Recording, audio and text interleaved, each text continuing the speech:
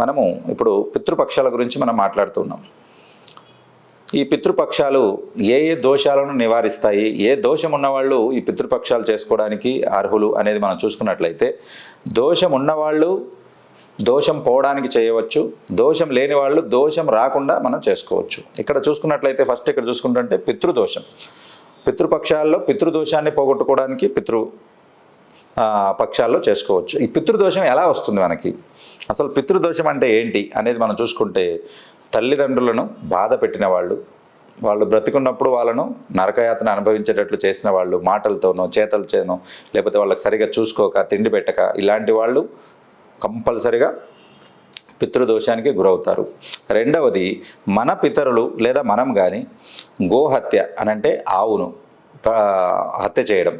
అలాగే నెక్స్ట్ బ్రాహ్మణ హత్య అనంటే ఏ పాపం ఎరగకుండా దేవుడి పూజారులు, తర్వాత దైవ సన్నిధిలో ఉన్నవాళ్ళు, ధార్మిక దారిలో ఉన్న వాళ్ళను హత్య చేయడం. బ్రాహ్మణులు అనగానే మీరు అందరూ క్యాస్ట్ గురించి ఆలోచిస్తారు. క్యాస్ట్ కాదు, బ్రహ్మణత్వము అని అంటే బ్రహ్మ యొక్క సంతానము అని అర్థం. అది ఎవరైనా కావచ్చు, దాన్ని పాటించే నియమాలు పాటిస్తే ఎవరైనా బ్రాహ్మణులు కావచ్చు. నెక్స్ట్ వచ్చేసి సర్పహత్య, పాములను చంపడం. చాలామంది ఊరూరుకనే పాములను చంపుతూ ఉంటారు. కనపడిన వెంటనే అవి మనకు ఏ హాని చేయకపోయినా చంపుతుంటారు. పాములు 60% నుంచి 70% వరకు నాన్ పాయిజనస్, అవి ఏమి చేయవు.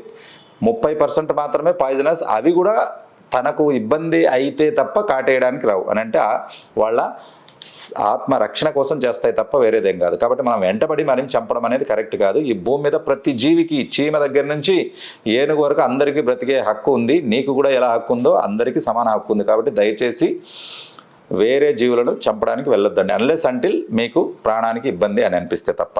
నెక్స్ట్ అకాల మరణం అనంటే అనుకోకుండా చనిపోయిన వాళ్ళు, సడన్ డెత్స్ అంటాం కదా, యాక్సిడెంట్స్ అనంటే వాళ్లకు ఉన్నటువంటి టైం కాకుండా మధ్యలోనే చనిపోవడం.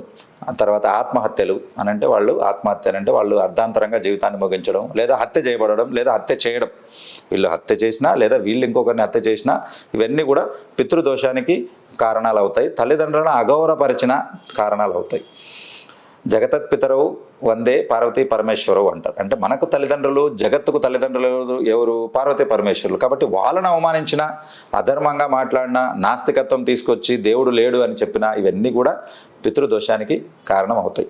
ఇవి చేయడం వల్ల పితృదోషం వస్తుంది. ఈ దోషంతో ఏమేమి మనకు కన్ఫ్లిక్ట్ అవుతాయి అని అంటే, ఇక్కడ చూసుకుంటే కుజదోషము, తర్వాత సర్పదోషము లేదా నాగదోషం అంటారు, పితృదోషము, అలాగే కాల సర్పదోషము అని అంటారు. అని అంటే వాళ్ళ హోరోస్కోప్, వాళ్ళ యొక్క జాతక చట్రంలో రాహు, కేతు, షాడో ప్లానెట్స్ మధ్యలో మిగతా ప్లానెట్స్ అన్ని ఇరుక్కుపోతే దాన్ని కాలసర్పదోషం అని అంటారు. అంటే వాళ్ళ బెనిఫిట్స్ అనేవి ఉంటావు, అళ్ళీ కళ్ళ ముందరే ఉంటాయి.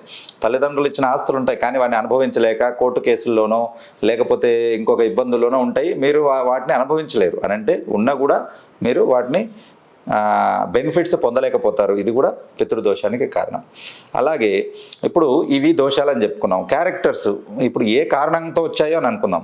లక్షణాలు ఏంటి, మీకు పితృదోషం ఉందా లేదా అనేది మీరు ఎలా కనుక్కోగలుగుతారు అని అంటే, కొన్ని స్పెసిఫిక్ క్యారెక్టర్స్ ఉంటాయి. చేసే పనికి ఫలితం రాకపోవడం, ఎంత కష్టపడినా దానికి ఫలితం రాకపోవడం నంబర్ 1. రెండవది, పిల్లలు మాట వినకపోవడం, మనశ్శాంతి లేకుండా చేయడం, చెడు అలవాట్లకు లోనవ్వడం, మిమ్మల్నే ఎదిరించి మాట్లాడడం, లేదా మిమ్మల్ని కొట్టే స్థితికి రావడం, లేదా దురలవాట్లకు లోనవ్వడం. ఈ అన్నిట్లో బాధపడేది ఎవరు? తల్లిదండ్రులు.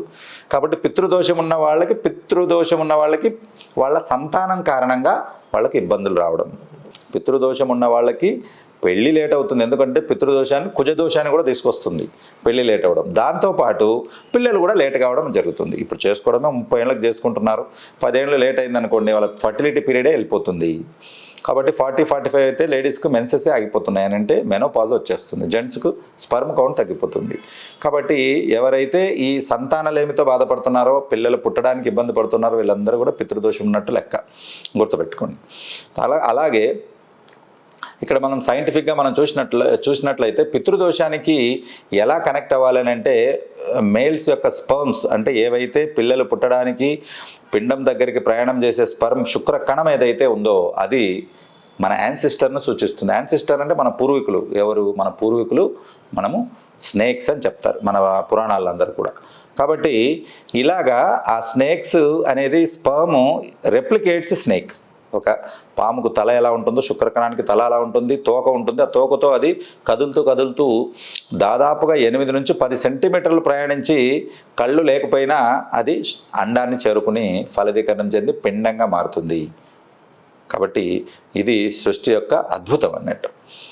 సో కళ్ళు తెరిచి కూడా మనం చూసి ఒక్కొక్కసారి 4 అడుగులు వేయాలంటే ఇబ్బంది పడుతుంటాం, కళ్ళు మూస్తే 2 అడుగులు వేయడానికి ఇబ్బంది పడతాం. అలాంటిది ఎటువంటి గైడెన్స్ లేని ఒక శుక్రకణము అండం వరకు ప్రయాణించడం అనేది సృష్టి యొక్క గొప్ప రహస్యం ఇది అన్నట్టు. సో ఇక్కడ ఏంటనంటే మనము ఇక్కడ పిల్లలు లేకపోవడం కూడా మనము పితృదోషంగా పరిగణిస్తున్నాం. ఇప్పుడు దాన్ని ఈ పితృపక్షము యొక్క బెనిఫిట్స్ మనం తీసుకోవాలని అంటే నేను చెప్పిన క్యారెక్టర్స్ ఎవరైతే చేశారో, ఎవరికైతే పితృదోషం ఉందో, ఎవరికైతే కాలసర్పదోషం ఇవన్నీ ఉన్నాయో వాళ్ళకు ఉన్నటువంటి ఒక గొప్ప అద్భుత అవకాశము వీటి నుంచి మనము బయటపడడానికి ఏంటంటే పితృపక్షాలు. కాబట్టి ఈ పితృపక్షాల్లో మనం ఏం చేయొచ్చు? ఇందాక చెప్పుకున్నట్టు తర్పణం చేసుకోవచ్చు, పిండ ప్రదానం చేసుకోవచ్చు, శ్రాద్ధ కర్మలు అవి మనము చేసుకోవచ్చు. ఇవి బెస్ట్. వాళ్ళ యొక్క తిథులలో చేసుకుంటే ఇంకా ఉత్తమ ఫలితాన్ని ఇస్తాయి. తిథి తెలియకపోతే ఏదో ఒక రోజు 15 రోజుల్లో చేసుకోవచ్చు. వాటికి చేయవలసిన పద్ధతులు, విధి విధానాలు మనం చూసుకున్నట్లయితే ఫస్ట్ కొన్ని రూల్స్ పాటించాలి. ఇర్రెస్పెక్టివ్ ఆఫ్ మీరు చేసినా చేయకపోయినా నేను చెప్పిన రూల్స్ ఫాలో అయ్యారనుకోండి, అది కూడా పితృదోషాన్ని పోగొడుతుంది, పిల్లలు మంచి ఉన్నత స్థితికి రావడానికి ఉపయోగపడుతుంది. అందులో ఏంటంటే ఈ 15 రోజులు పితృపక్షాల్లో నెయిల్స్ కట్ చేయడం, హెయిర్స్ కట్ చేయడం, షేవింగ్ చేసుకోవడం లాంటివి మీరు ఈ 15 రోజులు చేయకుండా ఉంటే మంచిది. మీరు గమనిస్తే ఇవన్నీ ఎప్పుడు చేస్తారు? ఎవరైనా ఇంట్లో చనిపోతే కర్మకాండాలు చేస్తారు కదా, అప్పుడు ఏమీ చేయరు. ఈ 15 రోజుల కర్మకాండ అయిపోయాక గుండు కొట్టించుకుంటారు. సో ఇది ఈ 15 రోజులు మనము వాళ్ళను తలుచుకోవడం. కొన్ని పితృదోషానికి సంబంధించిన శ్లోకాలు, తర్వాత మంత్రాలు అనేవి ఉన్నాయి. అవి మీరు చదువుకోవాల్సి ఉంటుంది. ఇప్పుడు స్క్రీన్ మీద 2 డిస్ప్లే అవుతాయి, అవి మీరు చదువుకోవచ్చు. ఇది ఎస్పెషల్లీ అస్థిక మంత్రం అని అంటారు. దానికి నేను నెక్స్ట్ చెప్తాను ఏంటి ఇది అస్థిక మంత్రం అనేది. సింపుల్గా చెప్పుకోవాలనంటే ఓం పితృదేవతాయై నమః. చాలా సింపుల్. ఎవరైనా అంటే మన పితృదేవతలను మనం చేసుకోవాలి. అలాగే 3 జనరేషన్స్ అని చెప్పాను. వాళ్ళ పేర్లు తెలియకపోయినా పితృహు, పితరహ అనేది వాళ్ళను 3 జనరేషన్స్ అని మనం చెప్పుకోవచ్చు. మన తండ్రి, తండ్రి యొక్క తండ్రి, ఆయన యొక్క తండ్రి అని చెప్పుకోవచ్చు.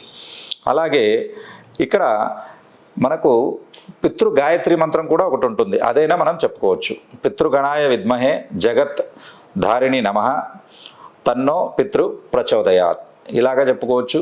లేకపోతే ఓం పితృదేవతాయ నమః ఓం తత్పురుషాయ విద్మహే మహాదేవైచ ధీమహి తన్నో రుద్ర ప్రచోదయాత్. కాబట్టి ఇక్కడ మనం చెప్పుకున్నాం కదా, జగతత్ పితరవు వందే పార్వతీ పరమేశ్వరవు. జగత్కి అందరికీ తల్లిదండ్రులు ఎవరండి? పార్వతీ పరమేశ్వరులు. కాబట్టి ఇక్కడ క్షేత్ర సందర్శన, శివాలయాల సందర్శన చేసుకోవచ్చు. అలాగే రుద్రం చదువుకోవచ్చు. అలాగే శివుడికి సంబంధించిన సింపుల్ పంచాక్షరి ఓం నమ శివాయ ఇది చేసుకోవచ్చు. ఈ టైంలలో ఎంత ఎక్కువగా మంత్రోచ్చారణ, దైవ సందర్శన, అలాగే పురాణ పఠనం అని అంటే పురాణాలు మనకి ఇచ్చినటువంటివి మార్గదర్శకాలు అవి చదువుకోవాలి. అందులో ప్రధానమైనటువంటి తీసుకుంటే భాగవతం బెస్ట్. అన్నిటికంటే భాగవతం చదవడం. తింటే గారెలు తినాలి, వింటే భాగవతం వినాలి అని మనకు పూర్వీకులు కూడా చెప్పారు. అంత సబ్జెక్ట్ ఉంటుంది భాగవతం నుంచి A to Z మొత్తం ఉంటుంది. కాబట్టి భాగవతాన్ని చదవడం, అది ఏంటి? పఠనం, శ్రవణం, పారాయణం. పఠనం అంటే చదువుకోవచ్చు, శ్రవణం అంటే వినొచ్చు, పారాయణం అని అంటే దాన్ని ఇంకొకరికి చదివి వినిపించవచ్చు. ఈ 3 కూడా చేయొచ్చు. రెండవది తీసుకుంటే రుద్రం చదువుకోవచ్చు. తర్వాత పురాణాలు మనకు మొత్తం 18 పురాణాలు ఉన్నాయి, ఆ పురాణాల్లో తీసుకోవచ్చు. ప్లస్ ఈ పితృ దోషాల గురించి, పితృదేవతల గురించి, దీనికి కారణాల గురించి, దాని యొక్క వివరణ ఇదంతా కూడా మనకు స్కంద పురాణంలో చాలా చెప్పారు.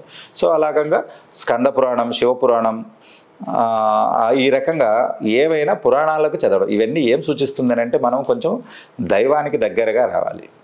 కాబట్టి ఆరాధనకు దైవానికి దగ్గరగా వస్తే మనకు మంచి బుద్ధులు ఇస్తాడు దేవుడు. కాబట్టి అలాంటి మంచి బుద్ధులు ఇచ్చినప్పుడు డెఫినెట్గా మంచి పనులు చేస్తారు. మంచి పనులు చేసినప్పుడు మంచి విజయాలే వస్తాయి. సో మనకు ధర్మాచరణలో, ధర్మ మార్గంలో నడవడానికి సనాతనం పెట్టిన అతి గొప్ప ఇది. కాబట్టి హేళన చేయమాకండి, గేలి చేయమాకండి. పక్క దేశాల వాళ్ళు, ప్రపంచంలో ఉన్నవాళ్ళు మన వేదాలను అనుసరించి, మన పూజలను అనుసరించి చాలా ఎత్తుకు ఎదుగుతూ ఉన్నారు.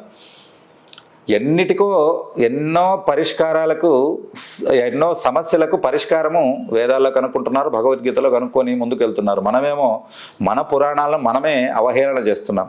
మన పద్ధతిని మనమే దాన్ని అవహేళన చేయడము, ఈసడించుకోవడము అని అంటే చాలా లోగా చూస్తున్నాం. తప్పు.